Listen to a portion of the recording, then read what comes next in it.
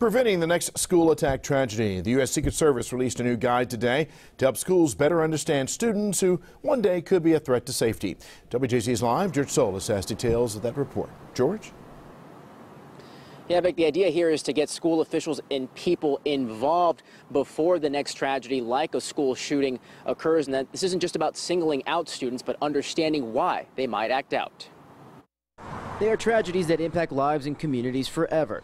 Have one CPR in progress, one with a gunshot wound to the head, one with a gunshot wound to the leg. This past March, a shooting at Great Mills High School in Maryland resulted in the death of 16-year-old Jalen Willie.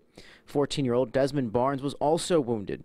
Authorities say the shooter was 17-year-old Austin Rollins, who was in a relationship with Willie.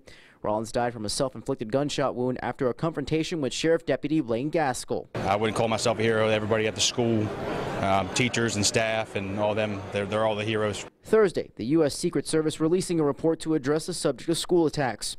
The head of the team that created the report appearing on CBS this morning. This guide takes you through actionable step-by-step instructions of how to do that, how to set up a threat assessment program in school. The report focusing on not just identifying troubled students, but understanding their risks for attacking. You're looking at everything that would increase or decrease the risk of violence. The agency's National Threat Assessment Center has been researching attacks for nearly 20 years. This update comes on the heels of the high school shooting in Parkland, Florida that killed 17 people. For me, it's a very, very positive step. Security expert Rob Weinhold says the challenge for any school is that there is no profile of a student attacker or one system that guarantees there won't be any violence. But what this report does is it provides a framework, a foundation with which school administrators can operate to try to put the system in place that will identify problem students, assess threat levels, and then certainly develop the intervention strategies with hopes of making the school culture more safe and secure.